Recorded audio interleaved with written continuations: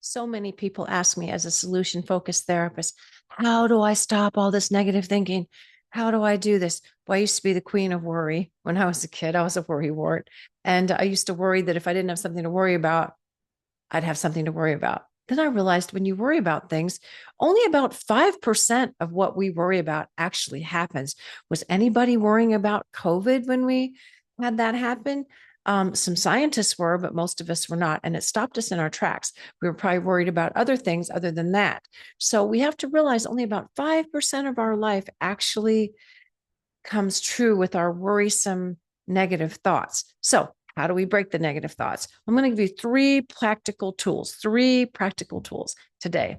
The first one is cognitive behavioral therapy. And it used to be called rational emotive behavioral therapy, brought on by Albert Ellis. He brought up a beautiful book called A Guide to Rational Living, sort of the father of, of cognitive behavioral therapy, meaning if you change your thoughts, it changes your behavior. Changing your thoughts isn't easy. Meditation is one of the easiest ways to do it. I know the resistance to that is great. I'm a meditator. I know every day I still have resistance, but you have to do it anyway. So I'm not telling you to meditate because worry is meditation to the negative. It is. If you can worry, you can meditate, but I'm not going to argue with you if you don't want to meditate. So how do you change it if you don't want to meditate? You challenge those negative thoughts, such as, I'm going to flunk my exam. Okay, we'll just use I'm going to flunk my exam. Or how about I'm gonna get sick this week. I just know it. Okay, challenge that thought. Did you flunk your exam yet? No. Have you studied? If you say no, go study. If you're not sick, say, well, I'm not sick yet. If I am, there's medication for it. Okay, you're challenging those negative thoughts. And you say, I might not even get sick. You might not. Just challenge those negative thoughts and replace them. So it's to replace them, to erase them. Okay, you embrace the negative thought, you replace the negative thought, and it will erase the negative thought once you practice this over and over and over and over. It's repetition. You got conditioned to worry by repetition, you get unconditioned by repetition. This is how we do it. I know unconditioned is not probably a word, but if you want to recondition your brain, it's also by repetition, by just forcing your brain to think things to the positive.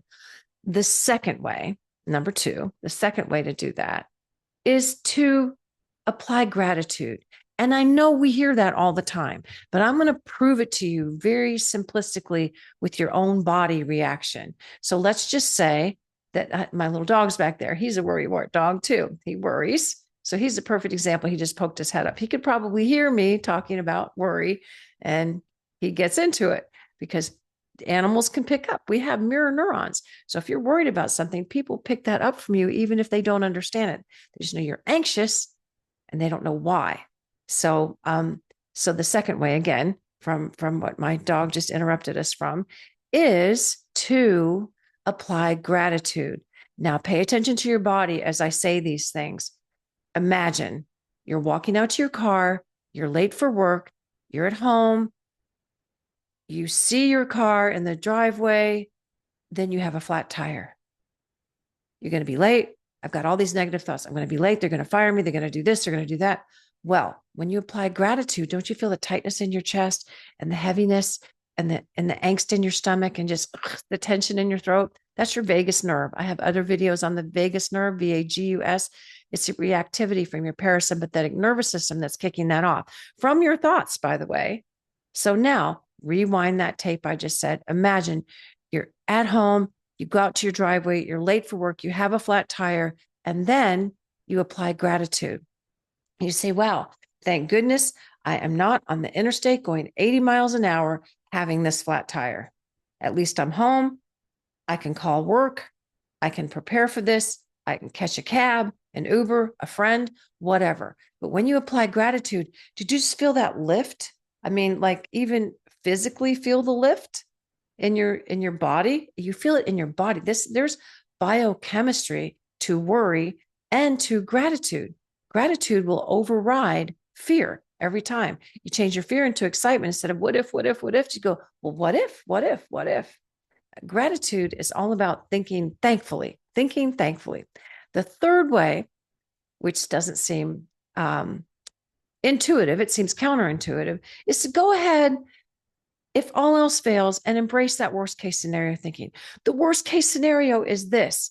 Most of the time, not all the time, but the worst case scenario is usually something you can handle, deal with, or find a solution for. So look for the solution to the worst case scenario, or reach a place of acceptance to say, that's the worst thing that can happen to me. Is it the worst thing? If you flunk the exam, you can take it again. If you get sick, there's medicine. You'll get better most of the time. If you have a negative thought, just challenge it, apply gratitude, and then if all else fails, use worst case scenario thinking and realize it's something you can adapt to, accept, or push forward through. You really can, through most things, not all things. I'm not a Pollyanna. This isn't toxic positivity. I don't mean that.